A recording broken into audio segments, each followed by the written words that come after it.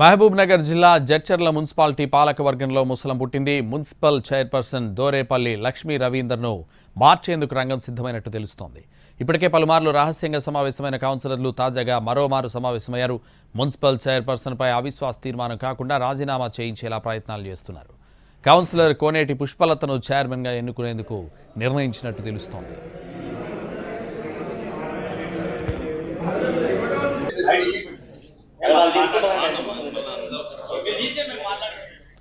Municipal chairperson Lakshmi భర్త దోరేపల్లి రవీందర్పై ఆరోపణలు వస్తున్నాయి. అందరిపై అజమాయిషీ చేస్తూ అవినీతికి పాల్పడుతున్నట్లు కౌన్సిలర్లు చెబుతున్నారు. ఆయన అవినీతి భాగవతంపై కౌన్సిలర్లు ఆగ్రహం వ్యక్తం చేస్తున్నారు. మున్సిపాలిటీకి చెందిన 10% స్థలాలు ప్రైవేట్ వ్యక్తులకు చెందిన ప్లాట్ల కబ్జాలకు పాల్పడుతున్నారని ఆరోపిస్తున్నారు. అంతేకాకుండా ఇళ్ల ఇతర నిర్మాణాల అనుమతులకు అక్రమ వసూళ్లతో ఆస్తులు కూడగట్టుకున్నట్లు చెబుతున్నారు. ఎమ్మెల్యే అభ్యర్థి లక్ష్మారెడ్డి ఓటమికి రవీందర్ కారణమయ్యారని బీఆర్ఎస్ కౌన్సిలర్ల నుంచి విమర్శలు వెలువెత్తుతున్నాయి.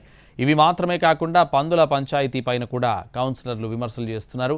మున్సిపల్ చైర్పర్సన్ భర్త రవీందర్ మున్సిపాలిటీలోని పందులను అమ్ముకున్నారని పెంపకదారుల కేసులు పెట్టడం తీవ్ర దుమారం రేపుతోంది. దీంతో మున్సిపల్ చైర్పర్సన్ను ఉద్వాసన పలికేందుకు కౌన్సిలర్లు ప్రయత్నిస్తున్నట్టు తెలుస్తోంది. మాజీ ఎమ్మెల్యే లక్ష్మారెడ్డి వద్ద తమ నిర్ణయాన్ని చెప్పి ఒప్పించే పనిలో ఉన్నారు కౌన్సిలర్లు.